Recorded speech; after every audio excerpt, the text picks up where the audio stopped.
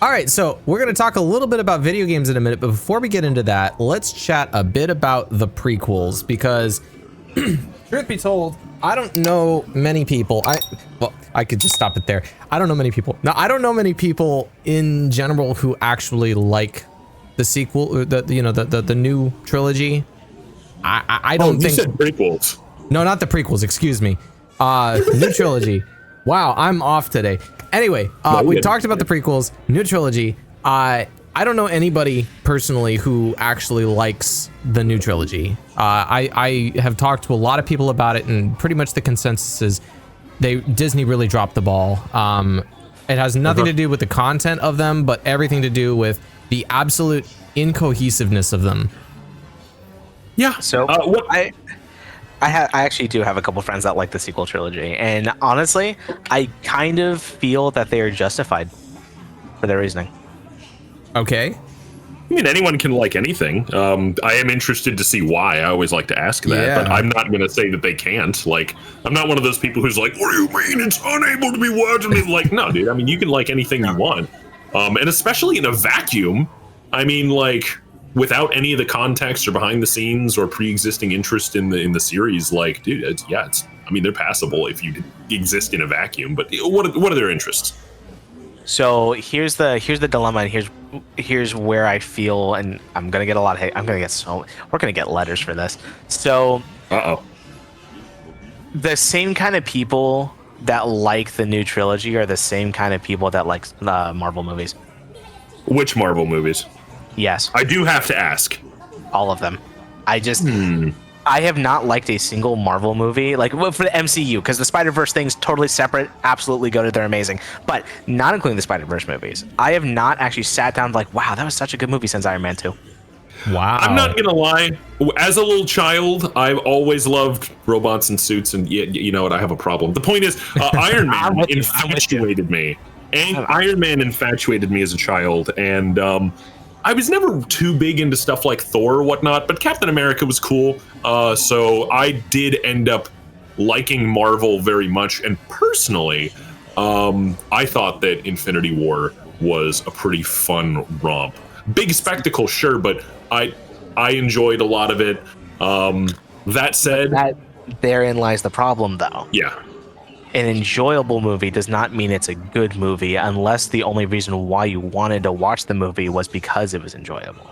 That's true. I guess in that case, it's the same as like Transformers or Michael Bay Transformers 1 specifically, which is like, you're not going into this. That was dude, my Transformers, like the Bayverse movies were boycotted in my house for like 8 years. Boycotted? Really? Absolutely. Because for my mom, Jazz was always one of her favorite Transformers, and they tore him in half. Yeah, right from the beginning, dude. Because the thing is, we didn't even get Ultra Magnus, so the fact that we don't get Ultra Magnus, and then they kill Jazz right at the start, it's like, okay, so there's just no second in command. Cool. See, I grew up with Hot Rod, and there was no Hot Rod. So yeah, there's no Hot Rod / Rodimus Prime, and it's like, okay, cool. Don't get me wrong, I like Bumblebee. Who doesn't like Bumblebee? But Bumblebee was always just there. Bumblebee's not Hot Rod. That's what I'm saying.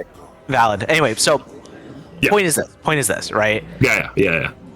Just like the Marvel movies, the Star Wars sequel trilogy, as you know, of all the movies done quick slop that we've gotten, for the last well over a decade, the movies have no heart.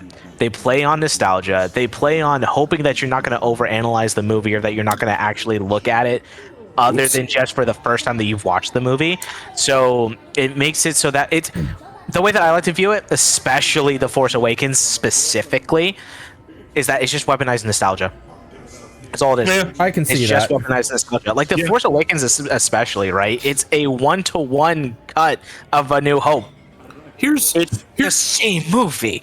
Here's what annoys me the most, I think, because just studying it from a business perspective and from an actual like art perspective, no matter which perspective, Disney acquired the rights to Star Wars, one of the largest, most successful series in existence with a massive fan base spanning decades. They got Lord this of the Rings. well, right, they got it. Oh, I'll get into that later. But they got the rights to it. They got access to it. They knew they were going to make a trilogy, and based on what we now know about behind the scenes, based on what we now know from cast and crew, and based on what we saw, you're telling me they bought this for billions. They knew it was a new trilogy, and they did not have a single simple, maybe week-long meeting road mapping what that new trilogy would be? Apparently, based on what we know now, their plan was to have 3 different directors end up making each of the 3 movies. And this did not become apparent until, I don't know if this is a controversial take or not. I saw The Force Awakens for the rehash that it was, but I was willing to give it and the series a chance. I was like, I mean, it was middling, but I mean, it felt like a Star Wars movie at the time. It did. Right. It did. I remember that being like my number one, like whenever anyone would ask me, like, what was it? Like, it was a Star Wars movie. Mm-hmm. And it, honestly, the only reason why it was even a Star Wars movie was because of the transitions and the soundtrack. Other than that, it wasn't a Star Wars movie.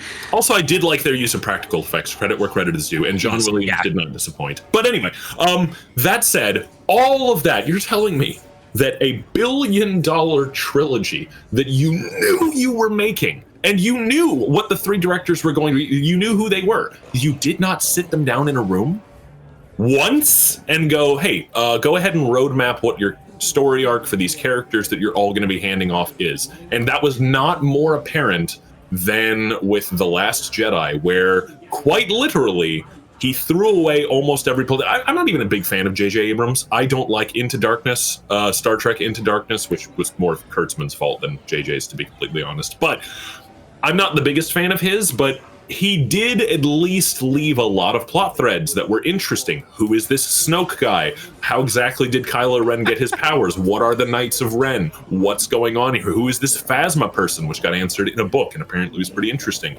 There was a lot of threads that he left there. He's decent at leaving things. He's not that great at answering things. See the show Lost as an example. Oh, dude, don't even get me started on him answering questions. But and I think he's admitted this too. He's like, I love setting up mysteries. I hate answering them. And so as a beginning, okay, great, not bad. Last Jedi threw away almost all of it, and then they had to slapdash a bunch of them half-heartedly back in place for the final movie. It's just, you didn't sit down and maybe think to talk to each other once? Billions of dollars, massive franchise. The trilogy is planned. You didn't think to just get the scriptwriters together and say, what's our roadmap? It's that's one of the best things about the prequels, was that there was a roadmap. And even the original trilogy, while Lucas did flip-flop every now and then on, oh, this was a one-off movie, to, okay, we're going to have 9 films, to, you know what, 3 is good, before finally going back and making 3 more. As much as he flip-flopped on that, he did have a coherent story with all 3. Fun fact, Leia was not originally going to be his sister. His sister was going to be a new character that showed up in the original episode 7, 8, and 9 that he had planned, but that ended up flopping. But in short, he did tie everything together, which led to the weird, awkward thing between Leia and Luke. Because I kissed my sister? Yeah, that wasn't intentional when they were making Empire, and then it ended up becoming their resolution to, oh, well, we already said there's another Skywalker, so we have to...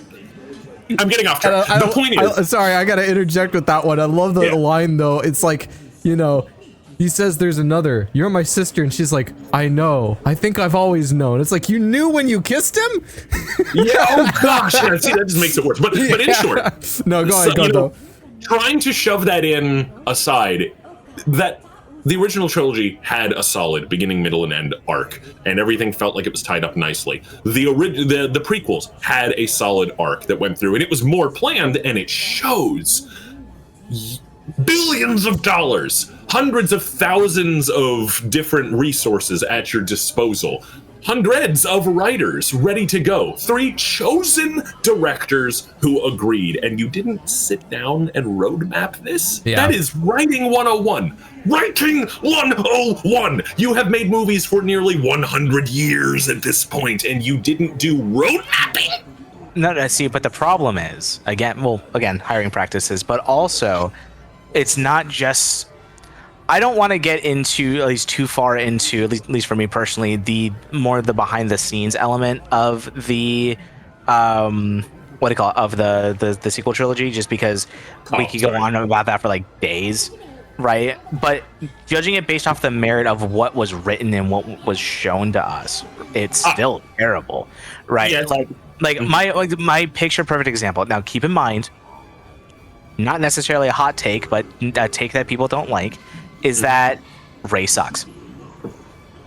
And I don't even blame the actor. By the way, No, Daisy Ridley is awesome. No, I do not blame. I don't blame any of the actors at all. No, I think they all did a phenomenal job. Dirty. John Boyega got done dirty. Oh, yeah. Oscar Isaacs did amazing given the circumstances. I don't even think.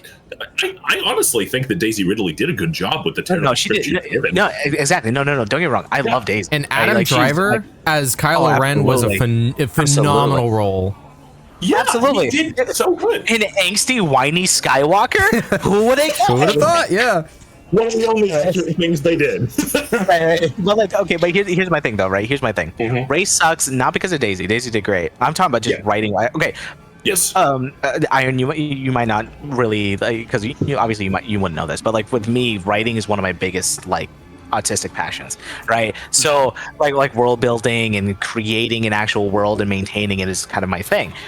Oh yeah. Daisy, fantastic actress. Ray, the biggest Mary Sue I've ever seen. She's just good at everything. She can just speak Wookiee. Like that, these are just things that she can do. She can go through all of this, and apparently, according to Lucasfilms and then according to Lucas Games, apparently, Rey is more powerful than Vader. Ooh, see, and here's the deal. Vader was overpowered by design, but the thing is, they made that part of his arc. First and foremost, they justified him knowing how to pilot because he would pod race from an early age. He worked in a parts shop for the, for actual, craft and droids and whatnot. So he'd always had this tinkering idea and inclination. He knew how to pilot from a young age, all that kind of stuff. So we set up a lot of his skill trees early, but more than that, the fact that he had all of this innate power was a conflict because he didn't know how to handle it. He was inherently more powerful than the characters around him. Right, and he had flaws. Him were scared because of that, and he didn't have the wisdom to handle it. That's one of the biggest things that I hear is they're like, well, if you're criticizing Rey, then you should criticize Anakin. Here's the deal. They used that. You can have, hot take, you can make overpowered characters and do it well. Anakin is a great case in point, but Rey didn't really have those struggles. Like, picture this, all right? Picture an alternate universe where they still go with Rey as a character, but the first time that she gets behind the controls of the Millennium Falcon and knows how to fly it inherently, Boyega's character, gosh, I forgot his name was Finn, I'm sorry. Boyega's character asks her, like, how did you know how to do that? And she just give me a throwaway line about, like, I had nothing to do but use my flight simulator, or I used to do cargo runs for him, but I would always come back here. I thought about running away, but I've always come back here because I thought my parents would return, or something like that. Like, just give me a throwaway line. I always dreamed of getting off this rock, and I was trying to figure out how. Right, or something like that. And then on top of that, like, her powers with the Force, like, imagine her being, like, having a moment where she's just silently terrified at the ability she has, or maybe after successfully fighting off a pseudo Sith with a lightsaber, there's a line about, like, how did you know how to do that? And, like hands shaking, being like, I'm not sure. And then exploring that in the next movie. Like, what would have been a great scene, right? Because I think about, like, if I was to do the sequel trilogy, how would I go about certain things, right? And what I always thought for that scene where they're finally taking off and the Falcon and running off, right? Yeah. I always thought of how cool would it have been to explain why Rey is so good at things, or how powerful she is if give her something akin to Force Shatter, where she has this unique ability of foresight, or this unique ability to kind of feel the Force and actually be able to navigate through the Force itself, like the weave in like D&D, right? Where you can actually like be able to like navigate through it, where she gets into this almost like trance-like state that she just can't explain, and that explains why she's survived this long. Right, and she has no idea what it is. She has no idea how to control it. Right, there's no. My girl Ray over here got the avatar state.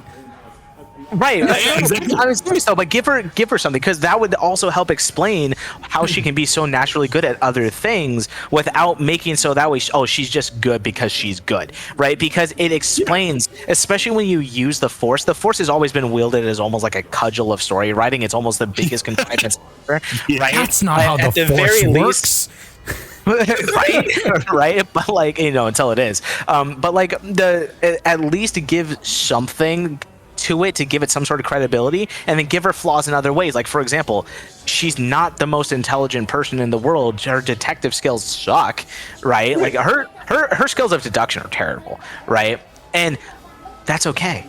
Yeah. But make that a core element of her, is that she's not that great of deducing things, right? Or if you're going to make her good at deducing things, make it because of insert other thing that we don't know about, right? But give us something to build upon, other than just making her OP, and then in the next movie she's OP because she spent 5 whole seconds with a lightsaber, right? Like, how is it that she picks up the lightsaber the first time and then all of a sudden she can just fight Kylo? What? Right. The most insane thing about it though is that they never actually offered a real explanation for why she has this power. It's more just, she's a Palpatine. It's like, okay, why though? That wasn't even until the last second. That wasn't even until the last second. Yeah, but like even with that, it still doesn't make sense. Well, because she's a Palpatine, and that means that because she's not the chosen one. Like there's no lore built around it. It's just like she's the child of a powerful.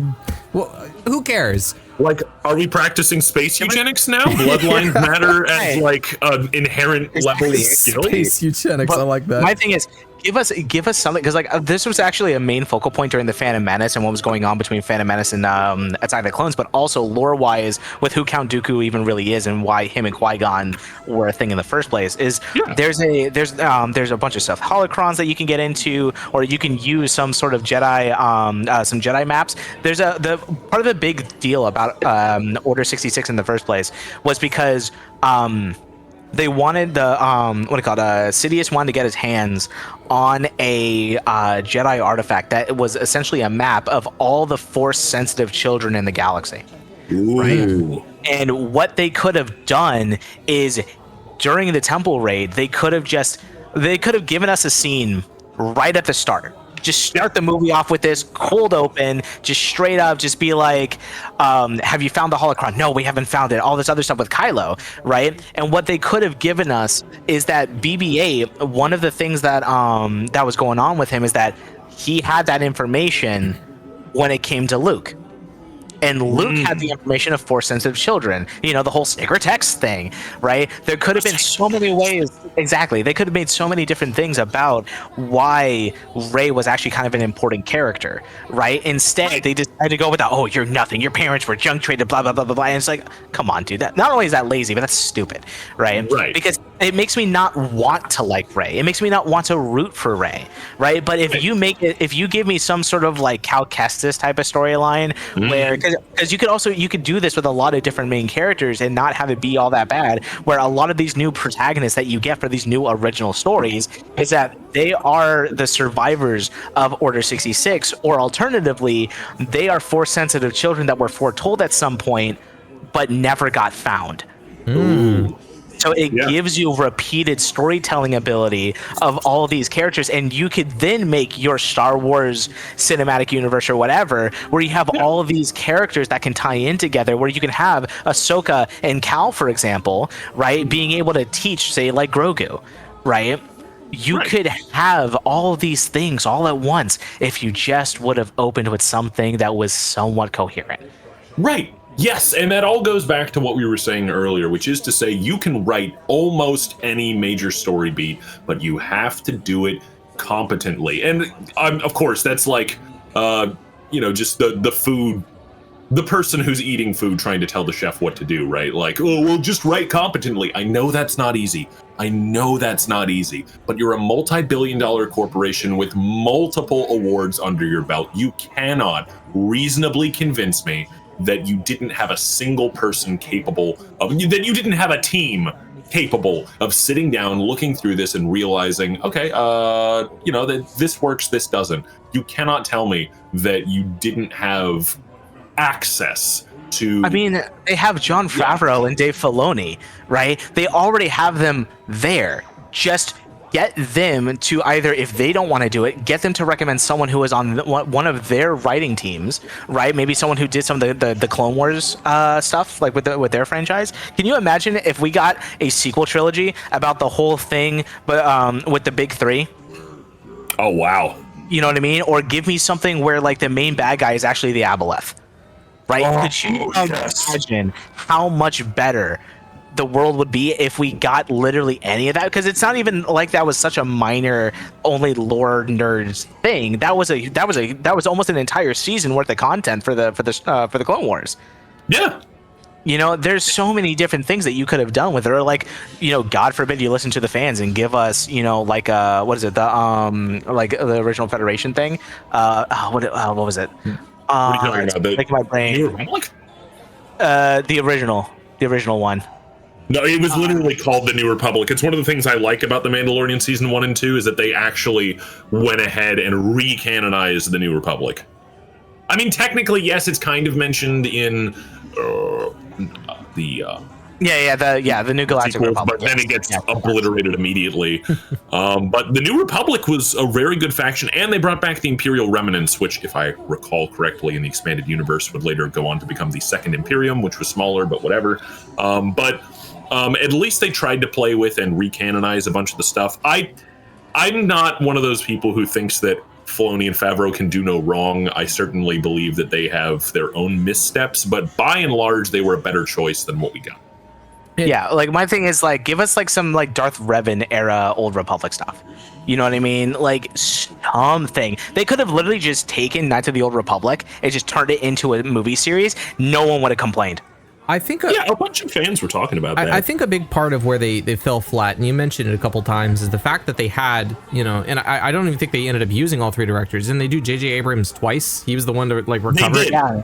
So after the in-house, technically The Last Jedi did well, but Solo flopped immediately afterwards. Right. And The Last Jedi, they looked at the data and were like, we need a course correction fast. So they went with the safe choice and brought JJ back. But, even with that, the concept of saying, hey, let's bring three different directors with three different styles together and let them figure out how to make this thing.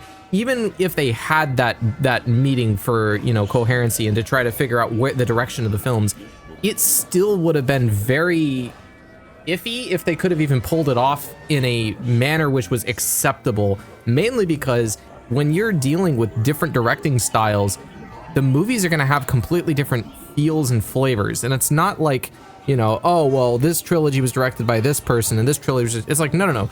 Say movies within a trilogy. Imagine if, the frame of your car was made in Mexico and the chassis was built in Canada, and you had the engine built in Venezuela, and you try to put them together and they all use different measurements, and it's like it's just the incohesiveness. Space infrastructure. Yeah, and that's my biggest complaint with it, is why they even thought that was a good idea to begin with. I'm not actually sure, to be honest. If I had to take, I think a better example would be you got three designers told them to make a vehicle. One made a truck, one made a car, and then the other one tried to make like a mech suit from like. Heck yeah. Yeah, like that would be, you know, I however think you assess it. These guys were completely separate. It was ridiculous. Yeah, like they even had different antagonists. So that's exactly it. Literally, the frustration, and I remember sitting in the theater thinking, "Did that just happen?" Was in The Last Jedi, where you know, he activates she activates the lightsaber and cuts Snoke in half. It was like, okay, so you just introduce this character, this BBEG, and then nuke him immediately. Oh, he's not relevant, and we'll never get backstory on him ever. No, you know what got me? This is the scene that it's one phrase that broke me. Genuinely, as someone who really enjoys writing, broke me, right? Yeah. It's when they brought back Sidious. And somehow. Oh, yes. Oh, goes like, somehow he's back. Well, really? I loved his delivery. Oscar Isaacs knocked it out of the park with that. He, in that single delivery, epitomized what we were all feeling. Right. Somehow, Palpatine returned. That's how I would summarize. Here's the thing, that in Star Wars Legends, that's actually canon. Well, it would have been, you know. It was done better. Well, it was way different. It was way different, though. I know. It was way different. That's what I'm saying, is Palpatine's return was inevitable, and that's fine. But the way they did it was horrible. It was just like, somehow he's back. Okay, you gonna talk about that? Nope. Are you gonna elaborate? No, because in the comics, oh my gosh, in the comics, it was an entire set of circumstances. I can't. Oh yeah, well, it was. Anyway, in the comics, it was an entire set of circumstances. Oh gosh. Sorry, I'm painting a little dwarf in the background. I'm trying to dot his eyes, and now he looks cross-eyed. Anyway, I don't believe in you. That's how I feel talking about Palpatine coming back. Yeah, my biggest dilemma, right, with this whole new, just everything in the newer Star Wars stuff, specifically with this idea of the First Order, actually gets really, really, really talked about more in the Mando, right? Which is, how is it that you have this? We've already established that this new Galactic Republic has everything under control, supposedly. Right. Well, even in Mandalorian, they established pretty well, like they're a little out of their depth. They're a new government. Right. But here's the thing is the beauty of it in the sequel trilogy, right? Because you have to remember, in the sequel trilogy, unlike the Mando, because the Mando takes place before the sequel trilogy. Yes, in the it's like 5 years after Return of the Jedi. They're a very, very, very well-established government. They have an entire, they have a new Coruscant, essentially. Like, they've got it all, right? Yeah, they can't really govern the Outer Rim, but it's the Outer Rim. Can you really govern it in the first place? No one's really governed that properly. No, exactly. Yeah, it's the Wild West really for a reason. Exactly, right? But, how is it that we just don't notice the fact that there's this new version of the Empire just popping? Like, you would think that you spend all this time figuring this out, and then suddenly there's just an entirely new empire just coexisting at the same time as this new Galactic Republic. What? Somehow, rogue neo-Nazis have more resources than the old Empire. Yeah. Like, it's just because it's not even the remnants of the old Empire either. It's they've already established that the First Order is something entirely new. No, bro, they were using the MIFA bills. They couldn't see the them building stuff in the factories and stuff. They thought it was just rebuilding. So, dude, nanomachines, son. Like, the entire thing is like you have to, in order for me to sit down and watch the new trilogy, watch the sequel trilogy, I have to really turn off. I have to suspend not only my disbelief but my belief. I have to suspend everything just to sit in front of it. Okay, can we talk about something else? And I saw this brought up recently, and I have to elaborate on it. Sure. Hux being the spy. Dude. Don't What? even get me started, dude. That's not how any of this works. The dude was literally delivering the speech of, you know, they will tremble again at the first order. It's like, I don't know if you've ever seen that scene in German, but it's like, oh man, that doesn't. It's bad. Yeah, it's like, It's oh like no. 40K games in German. Yeah, it's like, I feel like this should probably be banned from German cinemas. Like, they already got laws against that stuff, so I don't know. But I don't think I'm supposed to be here. Exactly. Yeah. My biggest thing is like, how can you have like? Don't get me wrong.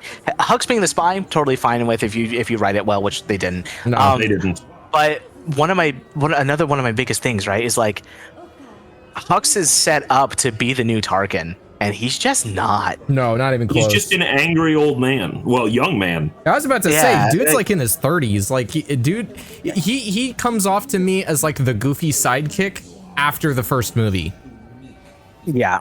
and then immediately And- just gets killed. And it's like, okay, Yeah. sorry, spoiler gonna warning, see I that guess, for anyone who cares to Yeah, see that and hasn't seen it already. You know, I admittedly forgot he died, and I forgot he did anything after he said, "I'm the spy." I'm the spy. What? And that was the whole audience's reaction.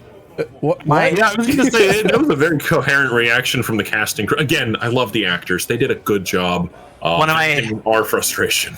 One of my favorite things is there's this interview that was done where the host is with the cast and JJ's there, and the host asks, you know, without saying anything, if you could make a face to express how you feel about the upcoming movie, right? Yeah. And so they make their faces, and oh my lord, it was so embarrassing because like JJ goes and he's like smiling about it, obviously, right? But he goes and he turns to the rest of the cast, and the faces on the rest of the cast face, They're is just so uncomfortable. bad. Not only are they uncomfortable, but some of them looked like John Boyega especially like looked absolutely like he was just done. Like he just did not want to be there, dude. It was so bad. He's like, they didn't pay me enough for this one, dude. No, and what makes it even Yeah. worse is that like John Boyega's character, like Finn, He was fun. I liked his character. He's the biggest waste of potential. There was so much potential to set up this ex-stormtrooper turned Jedi, right? And that it would have been incredible, especially if you would have had Rey become this like ultimate bounty hunter-esque character. They had a really good setup. They had a good chemistry going between her and Han at the very, very beginning, where like it was almost like you could tell that Han wanted to be a father because he couldn't be a father with with Kylo, right? Because like it's this chemistry where you could tell that she was just a natural born next Han, right? And that just would have been such a really good chemistry there, you know. And they just gone. So let me ask then, Obliterated. kind of moving on a little bit from this, if you could change just one thing about the new trilogy, just one, what would it be?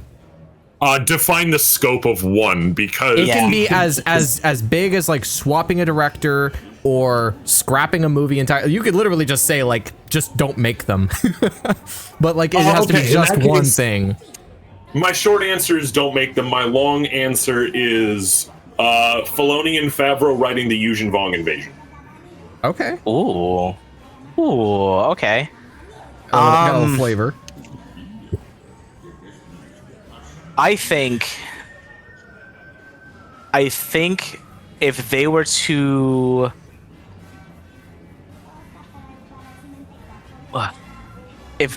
make the new trilogy focused on a Sith Lord, or at least a Sith-like character becoming a true Jedi. I think So the reverse of Anakin. Yes, but something like, i.e., like Asajj or Ahsoka, like it'd be more like a reverse of Ahsoka, if anything. I feel like having a character becoming slowly disenfranchised with all the bad and negative things that she sees or he, like, whatever whatever this main character would look like, it would be really, really nice if it started off, even if they wanted to go with the whole First Order bit, right? Or if they wanted to do it more in like a classic Sith era, right? I think it would have been really cool to explore the main character becoming disenfranchised with what she's seeing and what's going on within the, just within the Sith Order or whatever kind of Sith sect she's in. Right.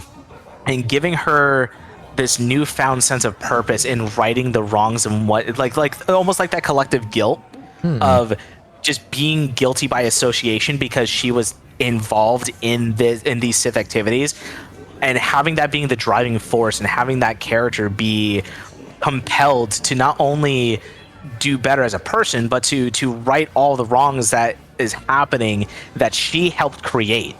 It gives us drive and a motivation.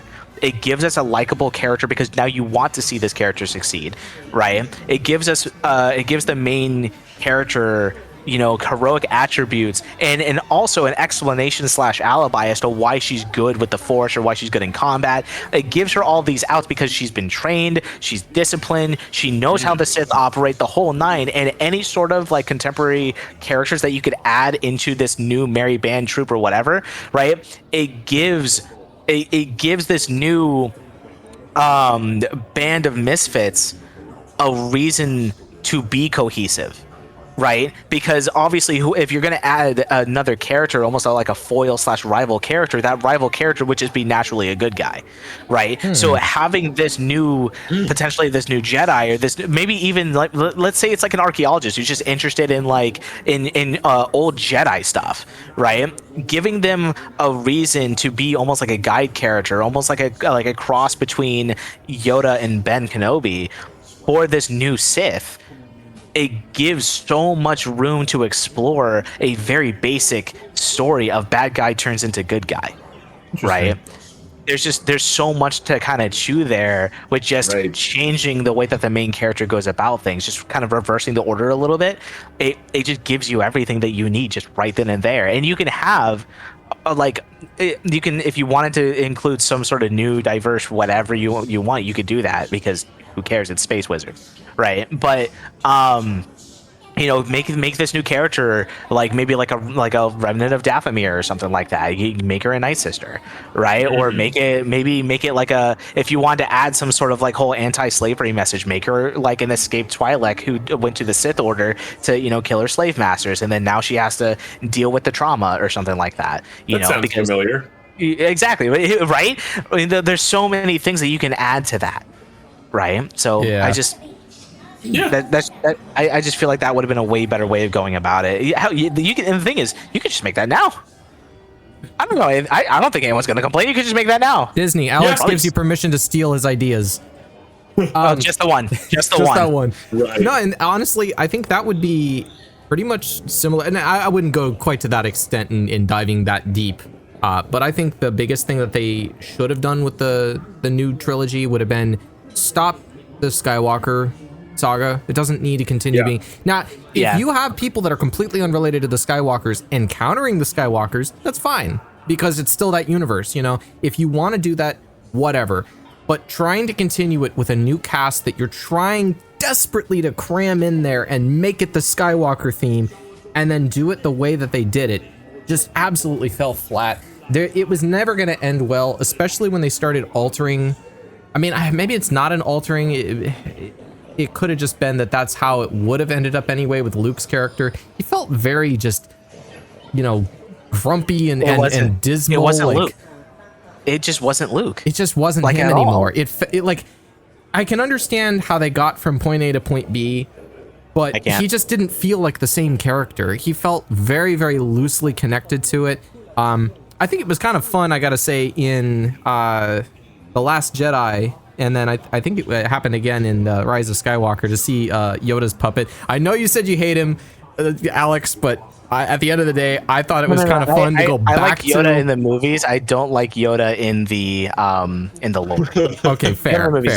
No, it was fun to see him again as a puppet as opposed to CGI. No, I agree. It felt very nostalgic. That was rather fun, but truthfully, a lot of the stuff they did, it felt like they were trying to drag the original the original trilogy into this sort of new world of Skywalker lore that just didn't need to exist.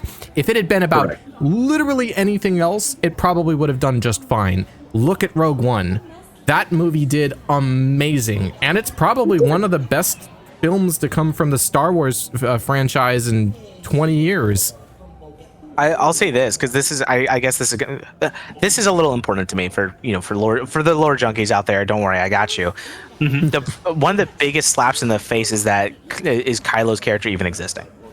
Right? Yeah. Don't get me wrong. I liked Kylo for what he was. The problem is we already had a Skywalker spawn named Ben, and we already had 3 kids. We had 3 kids. They could have, if they really wanted to go down the Skywalker route, we had that already. Yep. We had Mara Jade. We had the foundation of the new Jedi Order. We had all of that. We had a new Luke Skywalker. We even had new Luke Skywalker making mistakes. I was gonna say, not only that, but like they didn't need to make Rey because again, like there were the twins, the 2 Skywalker twins from technically the Solo twins. Yeah. And Which that would have been incredible.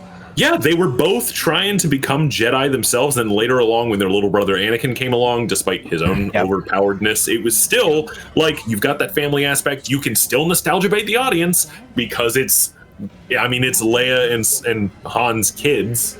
And then on top of that, you mentioned Luke makes mistakes. He didn't. Oh well, I got scared, so I want to go kill the child. Yeah, that's not kind of mistake. What? Yeah, Luke's not even remotely close to that. This is the guy that redeemed Darth freaking Vader. Yeah. Like that's just not how Luke operates. How do you fall so far from that? Like, yeah, it felt like a total betrayal of his character. Yeah. Not only was it a total betrayal of his character, but it was a total betrayal of the audience. Yeah. Yeah. And you can still have your overpowered lady character too with Mara Jade. Just bring her in. Like, if you really want to, at least then the fans can't say that you're going against the lore. Yeah, exactly. No, Mara was OP, but also they could have literally picked almost any female Jedi that already existed. Like they could have had Ahsoka. I was about to say that they could have brought Ahsoka into the new trilogy, and it's not like they have an issue with CGI these days. So makeup or CGI, whatever they want to do. I mean, screw it. They could have done it Avatar style. Disney owns Avatar. It's the same studio. Like that would have been easy for them. Would have been expensive, but it would have done well. For to be completely fair, back then they didn't. That was a very specific division of Fox. Okay, that's fair. And the merger only happened around the time of, I remember it was around the time of Endgame, which would have been, like 2018-ish? And they started production in 2015. No, they started production, I think, shortly after they bought it in 2014. Yeah, Endgame was 2019. I think it would have been produced starting 2017, 2018. Okay, but my statement stands. They still had the technology for it. It's not like they could have done that. They could have absolutely done that. They just yeah. But these are the, keep in mind, these are the same people that made Black Panther. I don't trust them with CGI at all. Oh yeah. That train scene, I'm sorry, it was some PS2 OG Xbox level of graphics. Don't. Wow. No, I don't. Yeah. I have a bone to pick with Black Panther. Looking at one more aspect of Star Wars before we can close it, I have one more question after this one, but video games, and let's do lightning round for this one. What? 2 questions is what was your favorite game from childhood? And what is your favorite game now? Star Wars, it can be anything within the expanded Lucasfilms, games division. They've made a lot of stuff with a lot of different companies. Okay. I was addicted to Star Wars Battlefront 1 and 2 as a kid. Especially the campaign stories and the instant action. I would just queue up a bunch of instant action stuff and mess things around. It was just a lot of fun. And now I have to clarify, don't I? The original Star Wars Battlefront 1 and 2, not the new ones by EA with the same name. Yep. However, the Rogue Squadron games were incredible. The Rogue Squadron games were incredible. I had the second one for the computer, and the third one, Rebel Strike, which I spent the most time on the GameCube, the same platform where I had Star Wars The Clone Wars, which is the tank game. I had the demo growing up, and later the full game of Republic Commandos. it's going to be hard to pick just one, but if I had to, absolutely dead set had to, Lego Star Wars: The Complete Trilogy. Ah, yes. Yeah. Okay. So that's your favorite from childhood or your favorite from now? Favorite from childhood? Ugh, favorite from now is hard because first and foremost, I haven't really played much of the new stuff. So I'm gonna need a minute to think on that. So I got you. I got a top 3 for you, right? Okay. Oh, smart. Okay, so from childhood, right? So Republic Commando, because I like the darker, grittier storytelling. I like the realism. The Force Unleashed 2, specifically 2, right? Okay. First one was a little bit rough, storytelling wise, but it was good. It was rushed. It felt rushed. Second game was great. She's real to me. And then you have, yeah, and then you have, like you said, the Lego Star Wars games. There's a lot of good ones, obviously, like, you know, Knights of the Old Republic. You know, there's the Dark Forces game that came out. There's a whole bunch of really good ones. But yeah, so I feel like those would be my top 3 for me personally. I think it'd be Republic Commando. It's the one that felt the most Star Wars for me. The Force Unleashed was more so like. It's kind of the same effect of like playing like Halo ODST versus playing Halo 2, where it's like Halo 2 is objectively better, but Halo 3 ODST has this certain like je ne sais quoi, where it's just like playing someone who is absolutely in danger all the time. Like, no, the Master Chief can do anything, right? But being just like a regular ODST, just being like a better than average Marine is just a completely different ball game. Being a Jedi, power trip. Being a Republic Commando, don't get me wrong, you're the best of the best. You're like, you know, the clone version of a Spartan, but at the same time, you can clearly die. The game reminds you constantly that you are on the brink of death, right? Yeah. So, and also, unlike most Star Wars games, right, a character dying actually matters. Yep. Yeah. You know, so for me, that was a big deal as a kid. As for my favorite game right now, still no competition. I don't care what anyone says. Fallen Order. And the reason why I say this is because it single-handedly revived the Star Wars IP for people who were completely disenfranchised with Star Wars. Fair. Yeah, that's really fair. If it wasn't for the Fallen Order, there would be no second wave of Star Wars games. There just wouldn't be, because all the Star Wars games that come out would be like Outlaws, where they just flop, they're just dead on arrival, right?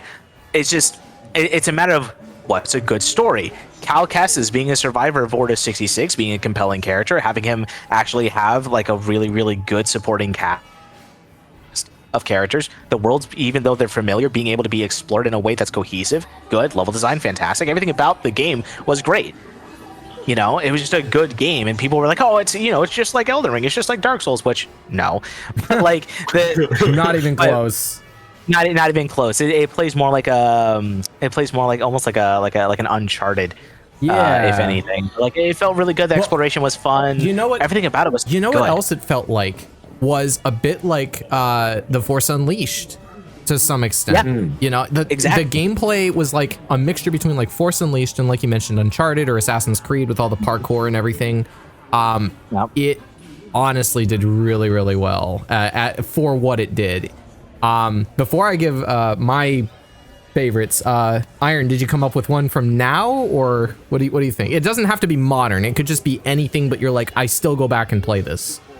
I was gonna say, okay, in terms of that. Because I was juggling a few, but if it's a matter of I still go back and play this, I'm not gonna lie. Every now and then, when I'm chilling and I don't know what to play, I will fire up Battlefront 2, the original 2005 Battlefront 2, just because it's a lot of fun to drop in as a clone trooper and just go at it. It's that same sort of feeling as, you know, hey, I'm on the ground like Republic Commando, but at an even lower rung. I'm a little surprised that you don't play Star Wars Squadrons, honestly. You know, shockingly, I downloaded it. Did you? No, here's the deal. I downloaded it. I haven't actually sat down to play it because I had a friend who was going to get it, or I had a friend who I believe has it, but we haven't sat down to do it. And if it's anything like most of the dogfighting games, especially because I have a VR headset to use with it, I'm going to need to do that with some people. Unless it's got like a good story mode, which I don't know. It does. It does.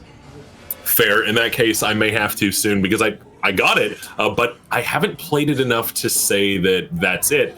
But that said, in terms of game that I still have the best memories and nostalgia for, because I do go back and play Battlefront 2 every now and then just for fun, but I think I am going to have to stick with LEGO Star Wars The Complete Saga because it managed to not only be faithful to the films, but it was also just a lot of fun. It wasn't afraid to poke fun at the source material in a way that was still very enjoyable and yet respectful, and I just have a lot of positive memories with it to this day. Oh, yeah. All right. Now, for the top game that has ever existed, let's be real here. It was Just Dance. I had that for the GameCube, and I had the mat, and it did not work. Oh, I'm so sorry. Oh, I'm so man. sorry. It was like the Xbox 360 Connect Just Dance for the. Oh my God, it was awful. Oh, if you're talking that one, okay. There was actually like a Star Wars dance game, if I recall, for the GameCube. Oh yes, Yeah. Connect. No, it was for the Kinect. It was for the Kinect. It was a Star Wars. It was a suite of Star Wars. No, I know what you're talking about. That was a Just Dance game. I'm talking about there was actually some kind of a like. Oh. I don't know if it's like lost media or something. I don't even know if I still have it, but it was basically Just Dance for the GameCube, and it had this mat that rolled out, and I remember it to this day. It had the feeling of like neoprene or something. But there was like an aluminum foil or something that was meant to be like a contact pad, and the thing crunched with every move. I mean, there was the DDR stuff that they did for GameCube. I swear it was Star Wars. I swear I had one that was Star Wars themed, because I even remember like the little dance and everything they did. I don't know. Maybe it was like a side mission or something. Because the only games that came out for GameCube were Rogue Squadron 2, Rogue Leader, Jedi Knight 2, Jedi Outcast, The Clone Wars, Bounty Hunter, Squadron 3, Rebel Strike, which I already talked about that, and then the LEGO Star Wars games. I don't know, man. I swear I have like a core memory of me, playing on that mat. Maybe it was like a what do you call it? Like an Easter egg or something in a different game. I don't know, but I remember it was for the GameCube. No, you know what it was? I think it was did you say Rogue Squadron was one of the originals, right? Well, yeah, Rogue Squadron 3 Rebel Strike did start. So the intro, when they have the Lucasfilm thing, there is a dance remix, like a disco remix of the Star Wars theme that plays at the very beginning. I'm conflating memories. So yeah, that's what that was. No, but which is hilarious because the Death Star is the is that the disco ball? Yes. Yeah. Man, that brings back memories. I have not played that game in probably 15 years. Wow. Oh, it's so good. It got me into a bunch of the side characters of the story, like Wedge Antilles' actual story, and then Biggs Darklighter, and trying to figure out what was happening with them. And of course, you get to fly vehicles in the whole game. Of course, so. But yeah, I think as far as, so I'm kind of a mix between the two, right? Personally, as far as a game that I think I put the most hours into, had the most fun with, and stands up the best as far as like a game from childhood, has to be LEGO Star Wars The Complete Saga. I absolutely love Battlefront, but I feel like I put more time into LEGO Star Wars, and I played with more friends on LEGO Star Wars. So I have a lot of like core memories attached to that. Reasonable. But as far as games now, I do have to say, what was it? Jedi Fallen Order? Like, that game is phenomenal from right now. I still have not played through it all the way. It's like, I might even sit down and play it in a little while. I'm in that mode right now where I have so many things going on, and I'm kind of like, okay, do I have the time to do this right now? And then often, I'll end up getting sidetracked with a different game. So, I should just sit down and fix it now that I've actually got the means to run the thing. I got a new solid state on my computer, so it should be able to run it without it crashing, hopefully. Nice. I But have a hot take when it comes to Star Wars. I feel like what really denotes a good Star Wars piece of media is either how good quality the story writing is for the youngest character in the group, or how good quality is the romance in it, if it has romance at all. Interesting. That's an interesting metric given George Lucas's shall we say, particular style of writing romance. Well, yeah, that's what I'm saying. But it's like if you really think about it, like I know. Yeah, like, but if you really him defying, that was just him defying Lucas. The best part about a lot of the stories that happen is specifically when it comes to romance or what's going on with the children. Like a good example of this would be like the story writing of like what happened with Cal Kestis in Fallen Order. Because he was a child and it's a compelling story, right? Or like what's going on with Anakin, for example, as a child, or for example, Anakin and what do you call it? And wow, I cannot believe I'm drawing that blank. You know what I'm talking about. Anyway, that Natalie Portman character, yes. Padme. Padme, thank you for like I kept wanting to say Amidala, but like Padme Amidala. Yeah, but I'm trying to name. Anyway, so the whole thing with between Anakin and Padme, you could tell that was ripe with disaster. Also, can we just really quick? I gotta ask a question. What the heck is up with Naboo? They keep electing like teenage girls to lead them. Like, why is it always like, oh yeah, we have this 9-year-old girl, let's make her queen? Why? That was a fascinating choice by Lucas. Right. First of all, elected monarchy, so it's democratic autocracy. And second off, child leaders. Yeah, that's what I'm saying. It's not like I could see it if it was like maybe either hereditary, i.e. fell into it, but no, apparently they're elected. And second, I could see it if it was maybe like, I don't know, a symbolic post. I was going to say the same thing. She's got political power. Yeah, it's like they're going to elect somebody. Yeah, the best person to lead us is going to be a 9-year-old girl. Yeah, that's the person we want leading. What did her election campaign look like? What exactly was the campaign material? Was it based mate? Exclusively around her age? Yeah, exactly. Who was her running mate? What exactly was the fiscal policy? Holy crap, Jar Jar was her running mate. So I'm gonna throw this out there. I want to answer your question. I know it's a little tongue in cheek, but Naboo was originally an empire. Okay. Which comic was that one in? Hold on a second, because I'm actually you've caught me. I'm trying to think back into any of the comics that I read. So the Gungans have had their own way of going about things, because you have to remember that the dynamic between Naboo is not just one singular planet. No, Naboo is separated between the Gungan people and the Overlanders, right? So you have it was a matter of electing. Is Naboo an apartheid state? No. So the thing is, the Gungans live underwater. Yeah. Okay. I mean, yeah, I guess. So because Naboo is a very, very Naboo, unlike every other planet in Star Wars, is not a singular biome, right? A lot of what happens with Naboo, because Naboo's absolutely ripe with natural resources. So what happens is Jar Jar was a representative of the Gungans, whereas you have the royalty of the Overlanders being the second representative when it comes to the Trade Federation. So it's not like she was the queen of Naboo. It's that she was queen of their part of Naboo, and the Gungans recognized her authority over her own people.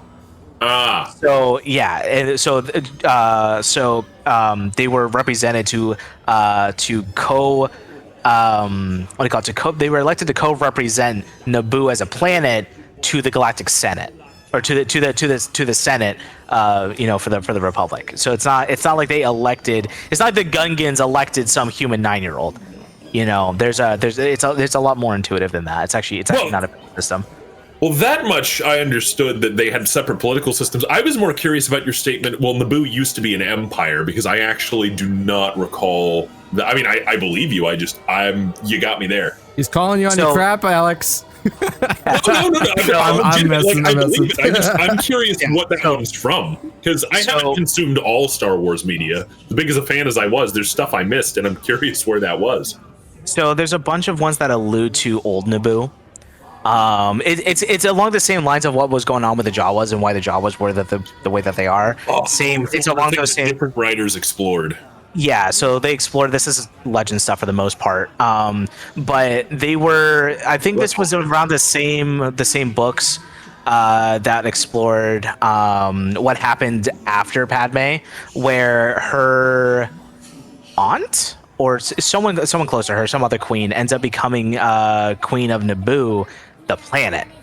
And it becomes an empire once again. And in it they talk a lot about kind of like the way that old Naboo was before the Republic and before the trade federations and all this other stuff. So the writers kind of explore, how things were for the Gungans back when Naboo was almost exclusively Gungans. So there's like a huge thing. I don't know a lot about it, right? But from what I was reading, a lot of it was just kind of like a lot of bitterness and hatred towards non-Gungans. I got you. So it was essentially them reminiscing of, oh man, the good old days, and it's like, but the British Empire will rise once more. And Star Wars actually has a lot of that.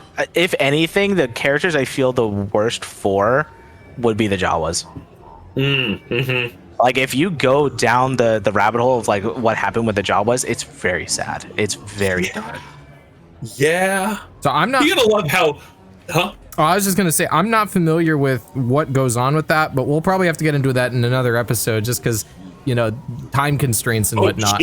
We are actually running low on time, but yeah. In short, expanded universe, love it, absolutely. Disney should have used it. Hate that interview where Kennedy was like, "It's not like Marvel where we have comics to go off of." Yes, I read a lot of them.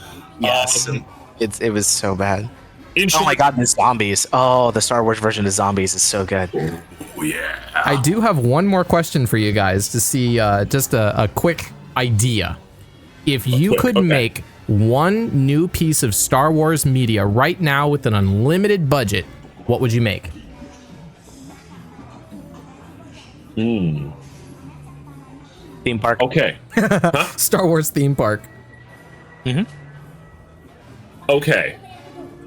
It is a game where you basically have to be a smuggler. It is multiplayer optional, but there is a story mode you can do by yourself. And the entire game is you taking various jobs and trying to go throughout the galaxy and make your way through. There's intrigue on the ground, but a big component of the game, and arguably one of the major aspects of the game, is buying and tricking out the various ships and vessels so that you can have your own. That's listen, like hear me out. We have a lot of good dogfighting sims for Star Wars. We have a lot of good sims where you play as a particular character, and one of the biggest parts of Star Wars that you get a lot from fiction is everyone's personal ship, because everybody's got one. Anakin had a unique one, a couple of unique ones actually. Obi-Wan hates starships but still has one. Well, technically Starfighter. And of course the Millennium Falcon and the Outrunner and all of that. But you have Slave One. You have Slave One. All of the bounty hunters have their own ship. And so in this case, you the player start as just a low-level smuggler, and you can take the path of the bounty hunter. You can take the path of whatever. I don't think you should have a path of the Jedi, but maybe that'll be a DLC or something. But in short, you will get your own ship. You will fly through. You will take missions.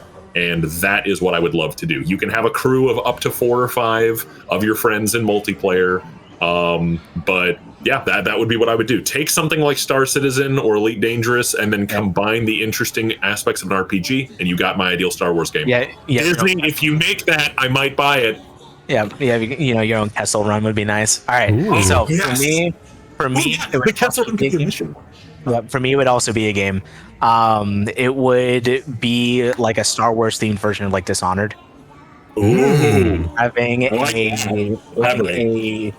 like a tactical stealth game, some sort of like espionage game that actually scales up in difficulty or changes the outcome based off of decisions that you make throughout. So like imagine being able to be like like a Sith assassin, or and you, or like having to, or maybe go back down to like the trade, the whole trade federation or the trade union thing, where you could be hired from them like a bounty hunter, and your entire job would be possibly taking out like politicians or big name hits, going like a hitman kind of deal or whatever, but it would play like Dishonored. And then depending on what you did and how you went about it, that could dramatically change what missions you have to go on, or whether the different planets happen. Certain economic factors could be put into place where, like, let's say you take out, insert big CEO of some company, right? Or of some trade union. Well, because of what happens with them, the economic implications of that could dramatically change the quality of life for certain citizens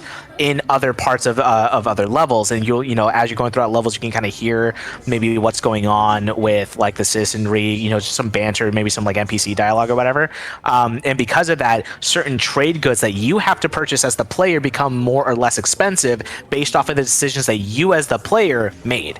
And I think that'd be pretty good. And then like maybe the final level could be you being confronted with all the decisions that you made, and then someone could have hired an assassin to assassinate you. Ooh, I like that. Okay. I would play it. I would. Okay. So for mine, and I'll make this really fast, I had a dream for a specific game called Guns of Icarus that never came to fruition. Oh, man. I would love a game with an open world in the Star Wars universe to be able to pilot your ship and choose one of several factions to be able to either be a smuggler, a tradesman, fight with or for the Empire, or be some kind of third party effectively as a mercenary, to be able to go out and explore this universe I would make it an MMORPG, if I'm being honest. If it could be pulled off correctly, I mean, they do already have the old Republic. I know, but it's really, really antiquated for what can be done today. So I would effectively remake that within the world we're all familiar with, the just the classic original trilogy timeline, Republic versus the Empire, within that universe, to be able to just go explore and do things, and I would preclude any kind of the Skywalker attachment. I wouldn't have, like, maybe you could have the Millennium Falcon as like a purchase add-on or something like that, but you wouldn't encounter any of those.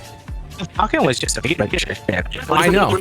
That's what I'm saying. I'm saying it's not like you're gonna go run missions for Han Solo. Like, I wouldn't do that, because I feel like a lot of those are very gimmicky. It makes it feel like, oh, but this doesn't interact well with the universe, So I would preclude that, but keep the universe cohesive to be able to go explore it with maybe some procedural generation, kind of like No Man's Sky, but the new No Man's Sky. What you are describing is just like an MMO version of a Star Wars faction. Pretty much. Nice. Would that not be epic? I'm okay with space gang violence. Yeah, and make it gritty too. Like, you don't have to pull punches. Make it fun and interesting and unique. I mean, there was going to be that one Star Wars game that got scrapped with the bounty hunters. It's is it like 488 or something like that? Because you're like at the very bottom rung of yeah. So something like that would be really, really cool. I don't know if that'll ever get made, but one can hope. But I think we're pretty much out of time. I know, Iron, you got to get going. So do you guys have any final words to our lovely guests who've joined us today to listen in? 1313 was what it was called. Sorry. Okay, 1313. Yeah, that would have been good. Is that your final word? No. Star Wars, as much as I don't like Star Wars as a franchise, it's obviously near and dear to my heart. I want to give it where credit's due. I have a lot of criticisms of it. I do enjoy it. It's good. Star Wars is good. Very good. We love Star Wars here. How about you, Iron? Final word. Okay. Star Wars captured my imagination as a child. I loved it growing up. I'm sad to see that the current people who own the IP don't particularly care for it, but there is nothing that they can do that can get rid of the amazing and passionate projects that I originally fell in love with. And to anyone who feels like Star Wars has been tainted in the modern day, I say this: they can't undo your favorite parts of Star Wars, and you don't have to consume the new stuff. Enjoy Star Wars. I still do. Darn straight. Well, thank you guys so much for watching. I've got the link to the Iron's channel down in the description. You should have seen him pop up earlier in this episode. But again, thank you guys so much for watching. Leave a comment down below. We'd love to hear from you. Have a good one, and as always, stay awesome.